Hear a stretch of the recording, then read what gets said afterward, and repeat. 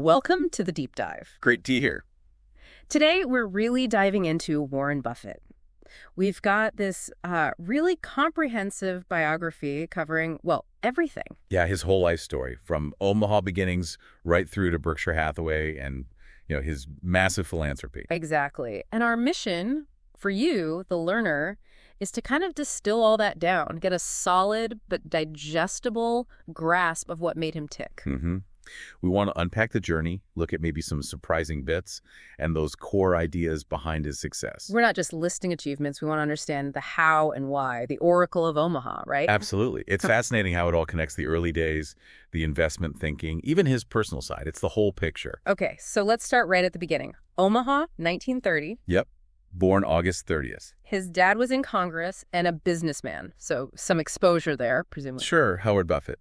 But the biography points to this book he read, age 7, 1,000 Ways to Make $1,000. Apparently, that was a real spark. Age 7, and he didn't just read it, did he? He acted on it. Oh, completely. That's the key. Yeah. The bio lists all these childhood businesses, selling gum, Coca-Cola, magazines, Delivering newspapers. selling golf balls, stamps, detailing cars. I mean, it's quite the list. These weren't just like chores for pocket money. They sound like mini enterprises. Exactly. Early lessons in, supply, demand, profit, what works, what doesn't. And get this, in 1944, he took a $35 tax deduction for his bike and watch used on his paper route. That's incredible foresight for a teenager. Understanding expenses and taxes already. And it just kept going. Pinball machines and barbershops when he was in high school. Yeah, as a sophomore. By the time he finished college, he had apparently saved $9,800, which was, well, a lot of money back then. A serious amount. Right. It shows this wasn't just dabbling, it was accumulation. Real focus. And you mentioned his dad's business that gave him early stock market exposure too, right? Definitely. Visiting his father's brokerage, even going to the New York Stock Exchange when he was just 10. Wow, 10. And then buying his first stock at 11.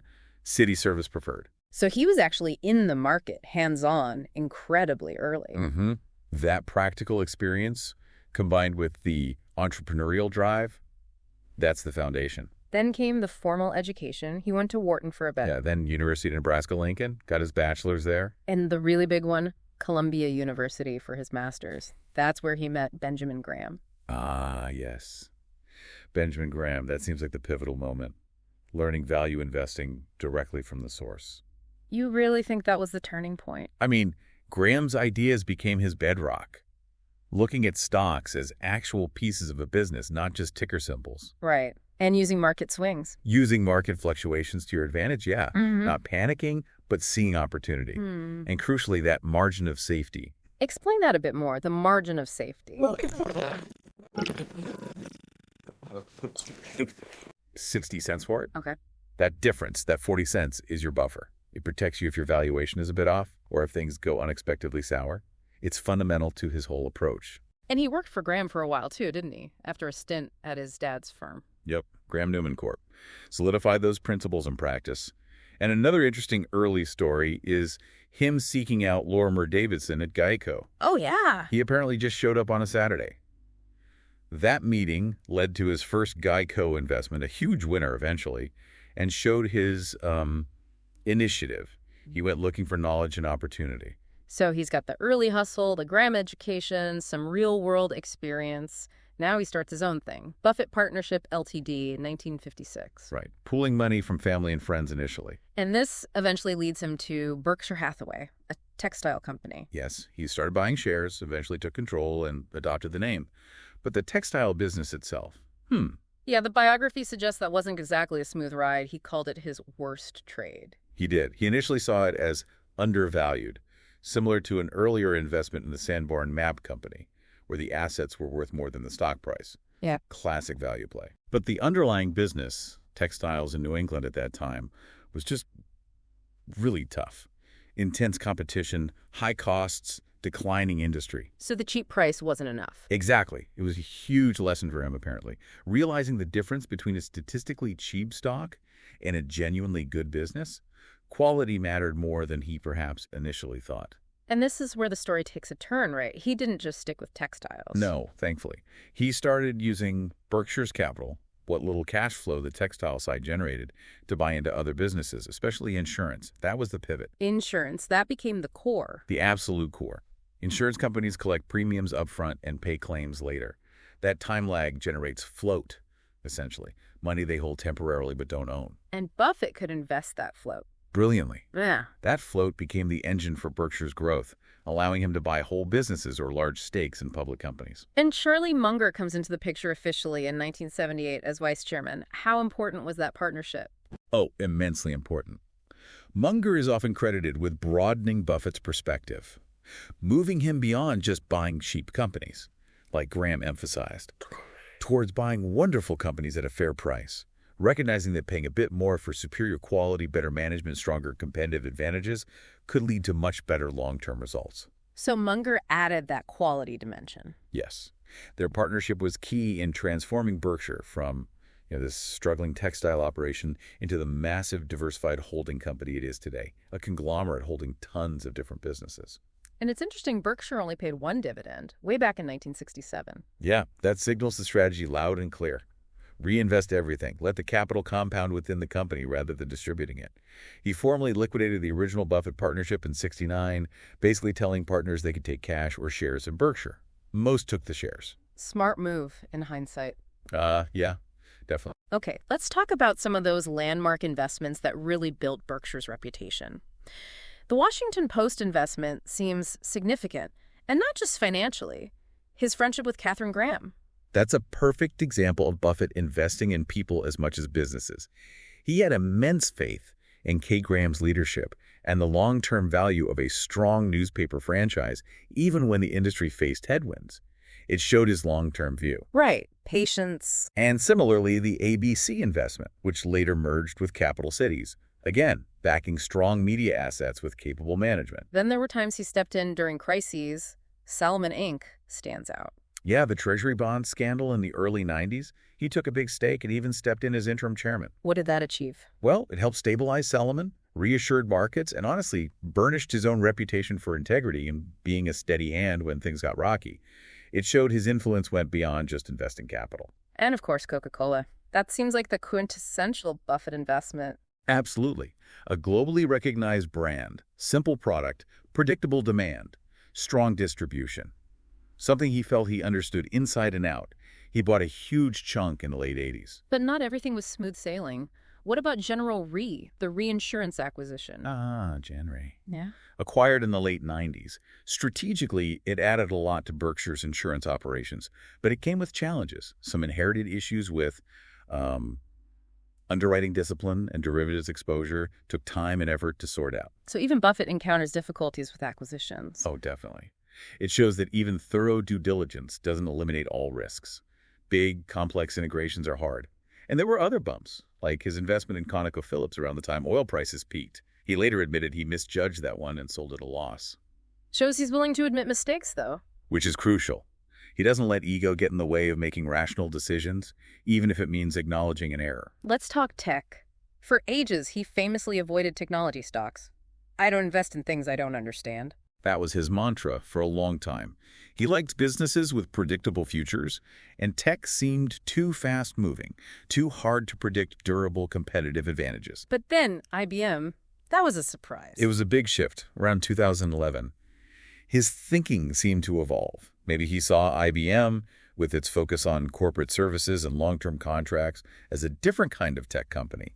More established, more predictable perhaps, with a strong business model. Interesting. So adapting his principles a bit. Or perhaps seeing how his principles could apply to certain types of tech companies once they reached a certain scale and maturity. He also bought some newspapers later, Media General's portfolio.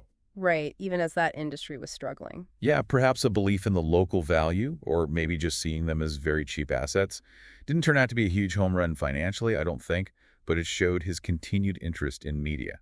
Okay, let's really drill down into the core philosophy. It all comes back to Graham and value investing, doesn't it? Fundamentally, yes. Stocks are businesses. The market is there to serve you, Mr. Market offering prices, not instruct you. Always demand that margin of safety. He laid this out really clearly in that essay, The Super Investors of Graham and Doddsville. Brilliant piece. He basically showed how a group of investors, all following Graham's principles, consistently beat the market over long periods. It was a direct challenge to the efficient market hypothesis, which was, and still is, quite dominant in academia. The idea that you can't consistently beat the market because all information is already priced in. Exactly. Buffett argued, quite convincingly, that focusing on business value, not just market price, could lead to outperformance if done rationally and patiently. He's also been pretty vocal about cautioning people against expecting unrealistic returns from the stock market. Yeah, especially during bubbles like the late 90s tech boom. He wrote that famous Fortune article warning things were getting crazy. And he consistently advocates for low-cost index funds for most average investors. Why index funds? Because trying to actively pick stocks or time the market is really hard, and most professional managers fail to beat the index after fees. So for most people, just buying a broad market index fund and holding it is the best, lowest cost strategy. It aligns with his belief in long-term ownership and minimizing costs. Which fits with Berkshire itself rarely using investment banks for its deals, right? Cutting out the middleman. Absolutely. It reflects that focus on intrinsic value and avoiding unnecessary expenses. Why pay huge fees if you can analyze and negotiate a deal yourself? His focus on understanding businesses deeply is also why he avoided complex tech for so long, and generally stays away from IPOs. They often come with a lot of hype and uncertainty. Okay, shifting gears slightly, let's touch on the personal side, the ukulele. Yes. Apparently, his ukulele playing helped woo his first wife, Susan Thompson. It adds a nice human touch. They had 3 children. Their relationship later became unconventional, though. They separated but stayed married. Yes. They separated in the late 70s, but remained close, legally married, and involved in each other's lives and philanthropy until Susan's death in 2004. He later married Astrid Manx, who had been his companion for many years with Susan's knowledge and, reportedly, blessing. Complex family dynamics sometimes. The bio mentions a difficult situation with his son Peter's adopted daughter, too. Yes, Nicole. There was a period of estrangement described in Peter's book, though they reportedly reconciled later. It highlights that even iconic figures face personal family challenges. And despite the immense wealth, his lifestyle is famously, well, not extravagant. Not at all. Living in the same modest house in Omaha he bought in 1958, taking a relatively small salary compared to other CEOs of giant corporations. That frugality seems deeply ingrained. It absolutely is. And it ties back to the investment philosophy, doesn't it? Compounding. By keeping personal spending low, more capital is available to reinvest and grow over decades. It's not just about being cheap, it's about prioritizing long-term wealth creation. Though he did own a private jet for a while, the indefensible. He did, which he joked about, acknowledging it was an indulgence. He later named its successor the indispensable, perhaps rationalizing its utility. Yeah. It shows even he isn't immune to some perks of wealth, but it stands out precisely because it's an exception to his usual habits. He's also a huge bridge enthusiast. Avid player. Plays online, plays with Bill Gates, seems to enjoy the intellectual challenge. And a lifelong Nebraska football fan. Diehard Huskers fan. Yeah. Very much rooted in his Omaha origins. His views on technology have evolved personally too, right? From no computer on his desk. For years, yeah. But eventually embraced email, uses Google for research, and now owns an iPhone, reportedly given to him by Tim Cook. Pragmatic adoption when he sees the utility. Reads 5 newspapers a day, apparently. Still, a huge consumer of information. Old school in that way, perhaps, but clearly values staying broadly informed. And that annual shareholder meeting in Omaha, the Woodstock of capitalism. It's legendary. Tens of thousands of people flock there, not just for the business meeting, but to hear him and Munger talk for hours, answering questions with that folksy humor and wisdom. His communication style is a huge part of his persona. Very down-to-earth, lots of analogies and quotes. Makes complex ideas accessible. It's a skill. He even appeared on Cherry Coke cans in China talk about brand recognition. Cherry Coke, one of his favorites. Also friends with the other famous Buffett, Jimmy Buffett. Yes, apparently they were friends, though not related. And interestingly, Warren is a teetotaler, doesn't drink alcohol. And he faced a health scare with prostate cancer a while back. He did, back in 2012. He was very open about the diagnosis and treatment, which was successful, a reminder of personal vulnerability. Okay, let's pivot to the wealth itself and the philanthropy. He's consistently one of the richest people on earth. Year after year. He was even named top money manager of the 20th century, received the Presidential Medal of Freedom, too. High honors. But he's always maintained he plans to give almost all of it away. He's been very clear about that. He believes the market system rewards certain talents disproportionately, including his own, and that the wealthy have a moral obligation to give back to society. Which led to the Giving Pledge. with Bill Gates. Right, encouraging billionaires to pledge at least half their wealth to charity. But Buffett himself went much further, pledging essentially 99% of his Berkshire shares. Mostly to the Bill and Melinda Gates Foundation. Yes, that's the primary beneficiary, one of the largest philanthropic gifts ever. He also supports foundations run by his own children, focusing on various causes. His lifetime donations already total over $50 billion. And those annual charity lunches he auctions off? Yep, fetching millions of dollars for Glide Foundation in San Francisco. Another consistent philanthropic effort over many years. Beyond philanthropy, he hasn't shied away from weighing in on politics and public policy. He calls himself a Democrat. He does. Supported Obama, supported Hillary Clinton, and he's been quite outspoken on certain issues. Like taxes. The Buffett rule. Exactly. The idea that millionaires shouldn't pay a lower effective tax rate than their secretaries. He's argued consistently for higher taxes on the wealthy and for keeping the estate tax, believing dynastic wealth isn't good for society. What about other policy areas? He's called rising healthcare costs a tapeworm on the U.S. economy, hurting competitiveness. Expressed concerns about unchecked population growth, supported family planning. He's opposed government legalization of casinos, seeing them as preying on weakness. Interesting. What about economic views beyond just stocks? Worried about the U.S. trade deficit historically, sometimes bearish on the dollar, famously critical of gold, as an investment calls it unproductive. You just sit and look at it. Compared to a business that actually generates earnings. Precisely. He had a controversial investment in PetroChina for a while, cited human rights concerns upon divesting, but later invested heavily in BYD Company, a Chinese electric vehicle maker. Shows a pragmatic approach to global opportunities. He's also called the cigarette business sort of cynical, hasn't he? Addictive product. Yeah, acknowledged it's a great business model in terms of pricing power and addiction, but expressed reservations about the product itself. And on energy. His company Pacificorp has moved away from coal. Yes. Canceling proposed coal plants, investing more in renewables like wind, reflects the changing energy landscape and likely public pressure, too. He's also been a strong proponent of expensing stock options, arguing they are a real cost to shareholders. What about newer things like crypto, Bitcoin? Highly skeptical, famously called Bitcoin rat poison squared, sees no intrinsic value, just speculation, fits his core philosophy, invest in productive assets, not just things you hope someone else will pay more for later. And he commented on the pandemic's economic impact, too. Yeah, noting how it disproportionately affected certain sectors and likely increased economic inequality, always observing the broader economic picture. Looking ahead, the biography mentions succession planning. Greg Abel is tapped as the next CEO. Yes. Buffett requested the board appoint Abel, who runs Berkshire's non-insurance operations, as his successor, ideally by the end of 2025. Howard Buffett, his son, is slated to become non-executive chairman. A big transition for Berkshire. Huge. Marks the end of an era, really. But it's also typical Buffett planning methodically for the long term, ensuring continuity. Finally, let's talk about his writings and legacy. Those annual shareholder letters are legendary. They really are. Required reading in the business world. Known for their clarity, honesty, humor, and timeless wisdom. He uses them to teach. He's warned about inflation in them over the years, too. They say his collected essays form a coherent whole, laying out his philosophy. Absolutely. And the sheer number of books about him and his methods speaks volumes about his influence. He's shaped how generations think about investing. So wrapping this deep dive up, what are the main takeaways? It seems like consistency is key.